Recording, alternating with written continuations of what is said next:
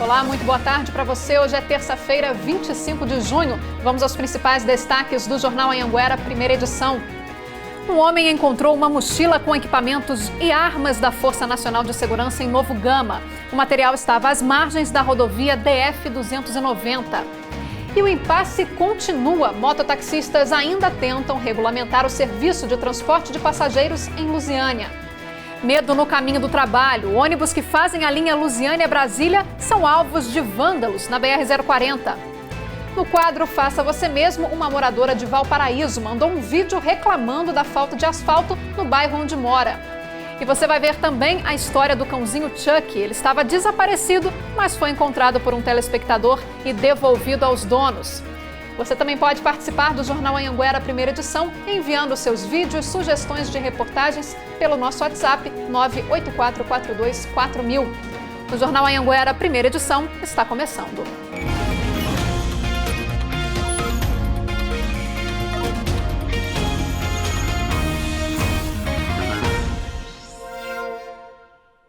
Olá, muito boa tarde. A gente começa esta edição com um bom exemplo. O Valdir, de 47 anos, que está desempregado, passava a pé pela DF-290, ali próximo a Novo Gama, indo para a casa da irmã, pegaram dinheiro emprestado para abastecer o carro que tinha acabado a gasolina, quando ele encontrou uma mochila com armamento da Força Nacional. Nós temos imagens aí desse equipamento. Tinha ali uma carabina, uma pistola calibre 40, munição, fardamento completo, entre outros equipamentos. O Valdir então ligou para a Rotan de Goiás, avisou que tinha encontrado e entregou tudo para os policiais. No mesmo dia, os policiais levaram o Valdir até a Força Nacional, onde ele foi homenageado. Em nota, a Força Nacional disse que um soldado compareceu à base que fica no Gama, no Distrito Federal, para dar baixa no armamento, porque ele estava voltando aí de uma operação. Como não conseguiu, ele então levou o material bélico para casa, mas ele teria esquecido a mochila no teto do carro. Não percebeu, saiu com o veículo e foi aí que o material caiu às margens da rodovia. Foram feitas buscas, mas o material não foi localizado. Por sorte, aí, um cidadão de bem, honesto, encontrou e devolveu o equipamento. Nós entramos em contato com a Força Nacional para saber as providências que serão tomadas, mas não tivemos resposta. E agora a gente fala da questão dos mototaxistas aqui de Lusiânia. Eles ainda trabalham sem regulamentação. Além de prejudicar a categoria, isso também atrapalha o usuário, que muitas vezes corre o risco de utilizar um serviço sem controle. Tão estacionadas quanto o processo de legalização dos mototaxistas de Lusiânia. Tem 7 anos que a categoria está buscando a regulamentação, mas, por enquanto, ela está vivendo só de promessas. Nós pedíamos que eles viessem regulamentar conforme o Ministério Público tinha pedido, né?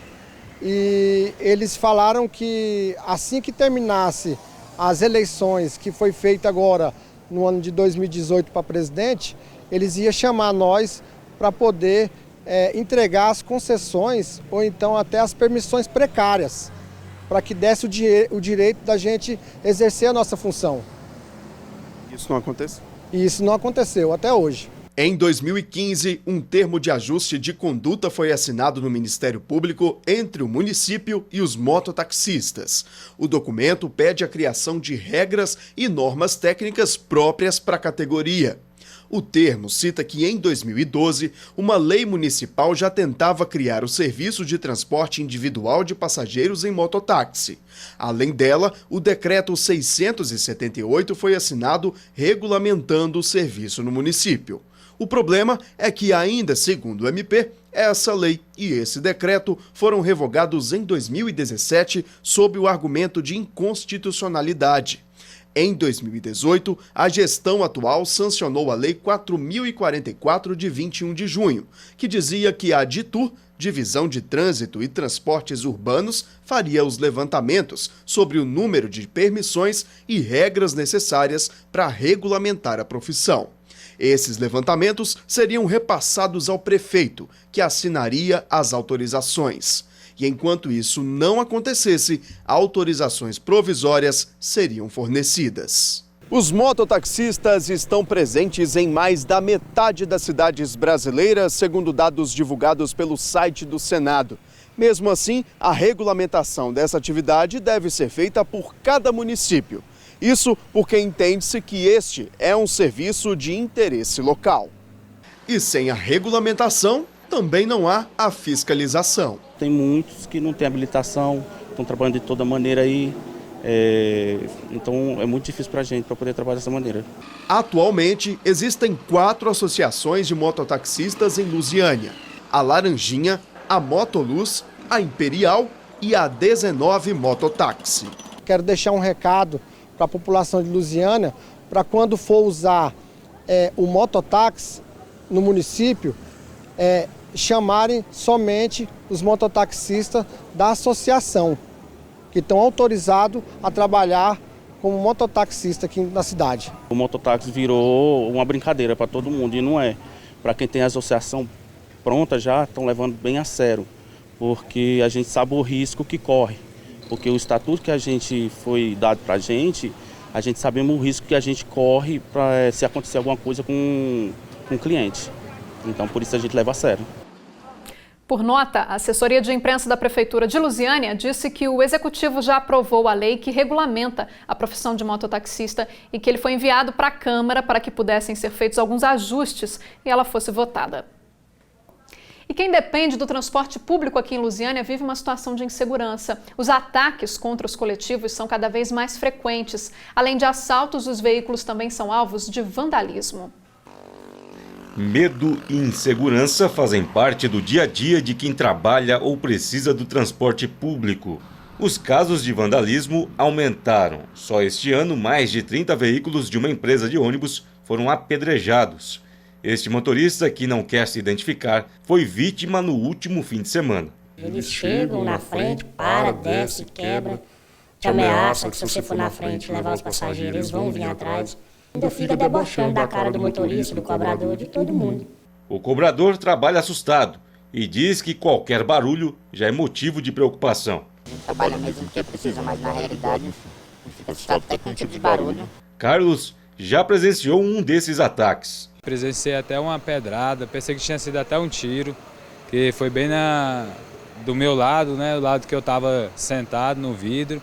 Segundo a Polícia Civil, os responsáveis pela maioria dos ataques são motoristas de ônibus clandestinos. Vários desses casos estão sendo investigados em Lusiânia. Acaba tentando concorrer com o transporte regular na busca por esses passageiros. E nessa disputa eles acabam praticando essas condutas criminosas, como danificar veículos e até mesmo lesionar passageiros. A Polícia Civil reforça a importância de registrar os casos na delegacia, já que quem pratica esse tipo de crime pode ser preso. A depender da conduta efetivamente praticada, pode ser tipificado com crimes como dano qualificado, ameaça, lesão corporal e exercício irregular de profissão. Somando a pena desses crimes, seria algo em torno de 4 anos e 9 meses de pena máxima. Nunca passei pela situação, mas a gente já ouve diversos relatos de pessoas que passaram por essa questão de falta de segurança no transporte público. Nós entramos em contato com a ANTT para saber sobre a falta de segurança nas BRs, mas não tivemos resposta. E uma quadrilha que planejava assaltar um banco durante o feriadão foi pega de surpresa pela polícia dentro da agência no interior do estado. Eles reagiram e 4 acabaram mortos. Equipamentos para arrombar o banco e armas estavam com os 4 integrantes que vinham sendo monitorados pela inteligência da polícia havia um mês. Francisco José dos Santos e Igor Machado de Freitas já tinham sido condenados em 2015 por roubo a banco e cumpriam pena no regime semiaberto com tornozeleira eletrônica. Toda a ação foi planejada a partir do momento em que a polícia descobriu que o banco a ser atacado seria o de Carmo do Rio Verde. A Rotan e a DEIC, a Delegacia de Investigações Criminais, montaram então o cerco. Esperaram o bando invadir a agência e entrar para configurar o flagrante. Foi dado voz de prisão, né? O grupo resistiu à ordem de prisão, quando então teve o confronto, com 4 dessas pessoas vindo a óbito e 2 ainda se encontram foragidos. A quadrilha usava uma arma de calibre 12, de alto poder de destruição. São vários bagos de chumbo que, se pegados a uma distância interessante, 5, 10, às vezes 15 metros, furam o corpo da pessoa inteira. Então, a 12 é uma das armas mais potentes e mais agressivas que existe para o combate urbano. Tanto é que a polícia não usa. Os suspeitos eram do Tocantins, Goiás e São Paulo. Uma quadrilha transnacional vieram aqui tentar mais uma vez fazer caixa para fortalecer a facção e mais uma vez nós nos antecipamos. E a gente vai agora para um rápido intervalo comercial e ainda nessa edição tem o quadro Faça Você Mesmo. A gente mostra a reclamação de moradores de Valparaíso cobrando asfalto na região. Tem ainda o cãozinho Chuck, que foi devolvido para a dona graças a você que acompanha o Jornal Anhanguera. E já no próximo bloco tem a previsão do tempo. E você pode participar do nosso telejornal. Saiba como.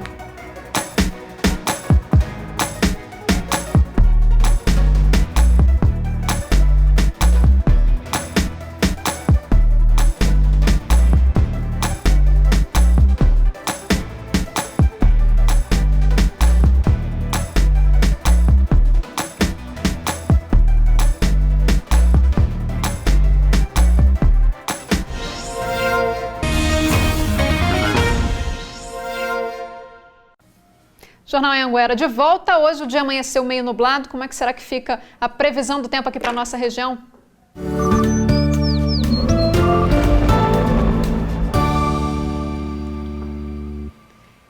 Camila Castro já está aqui. Camila, hoje a gente começou a sentir um friozinho, né?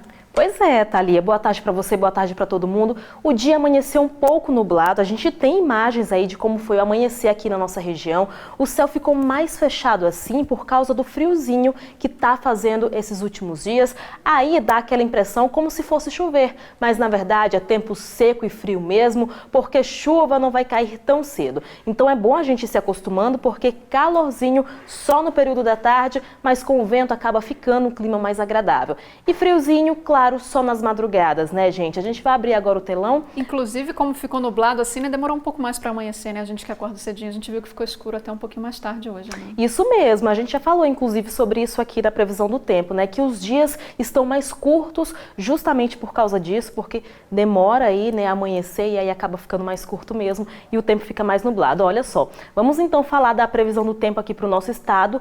As mínimas aumentaram já um pouquinho, como a gente pode ver, ó, deu uma diferença grande aqui na nossa região, mínima 16 e máxima 28, deu uma subida boa aqui. Assim como na região sul também, que estava sempre mais friozinho por lá, a mínima agora é 14 e a máxima é 30. A gente estava acostumado a ver ali 11, 12, né? Pois é, agora a mínima aumentou mesmo.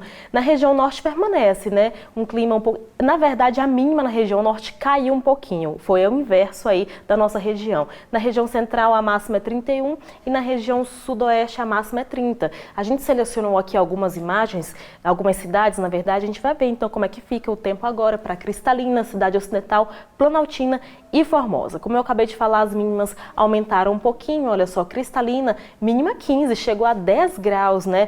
No comecinho da semana, no final de semana e hoje, terça-feira ainda, ó, 15 de mínima e a máxima 27. Cidade Ocidental, máxima 28, Planaltina, mínima 16 e máxima 29. Em Formosa, a mínima aumentou também um pouquinho, 16 e chega a 29, mas nenhuma cidade ainda chega a 30 graus não, ou seja, ainda está bem ameno aqui em relação à máxima, viu, gente? Mais fresquinho, pelo menos, né? Mais fresquinho. E olha só, em relação à umidade relativa do ar, caindo bastante. Só lembrando então, gente, quando chega aqui na casa dos 30 graus, fica em estado de atenção.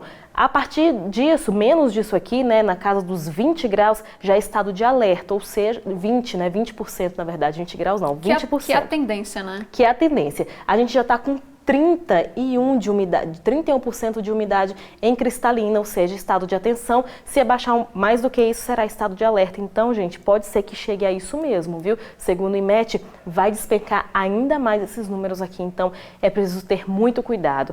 Olha, gente, o tempo seco chegou, né? E com ele as queimadas tomam conta.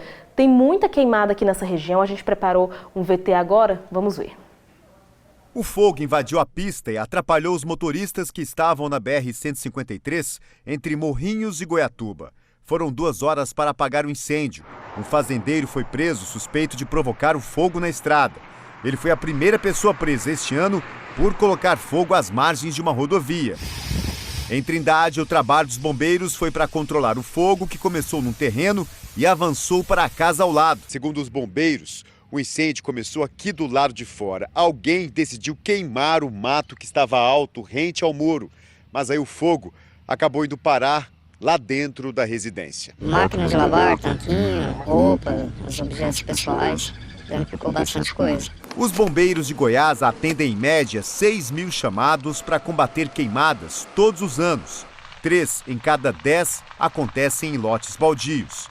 Em Goiânia, neste terreno, no Parque Amazônia, um homem foi flagrado por câmeras de segurança ateando fogo no lote ao lado de um prédio. O fogo quase chegou à central de gás do edifício. Segundo a Polícia Civil, atear fogo é crime. A pena pode chegar-se até 8 anos de reclusão mais multa. Os bombeiros começaram uma campanha para evitar que um ato impensado provoque grandes estragos.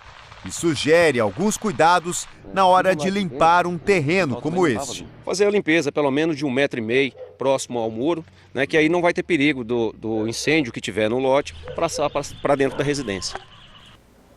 Camila, casos de queimada a gente sempre vê, principalmente aqui na nossa região. A gente sabe que é crime, mas até então a gente não tinha visto ninguém preso por conta disso, né? Exatamente, tá ali a primeira pessoa presa, né, por provocar esse crime aí.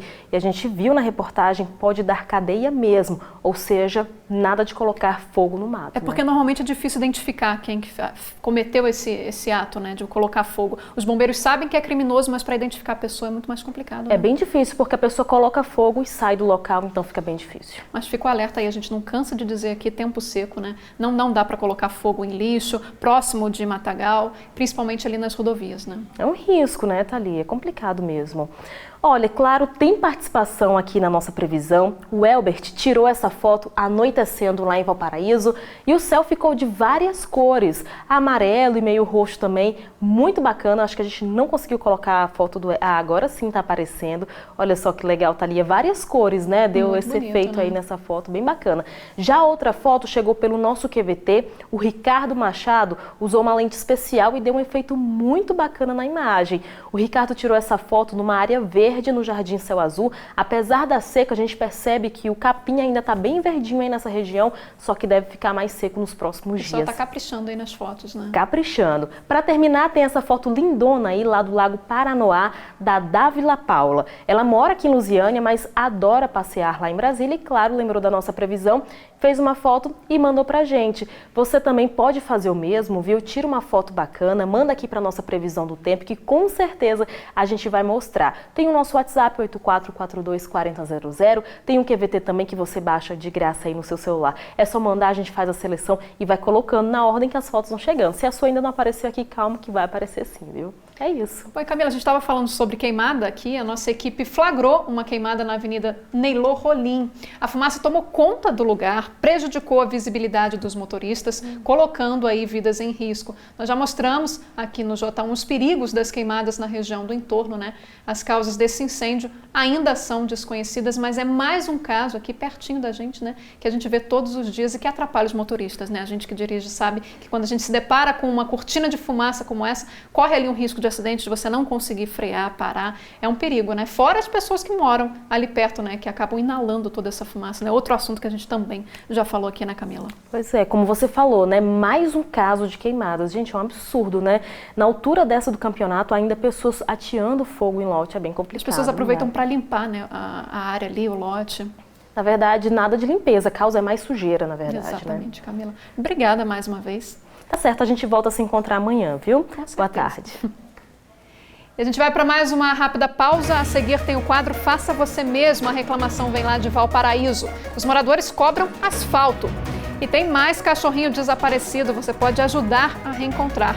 E ainda nessa edição a gente fala com a dupla Bruno Zarate e Gabriel, que se apresentam no evento de lançamento do The Voice Brasil aqui na nossa região. O show é no sábado.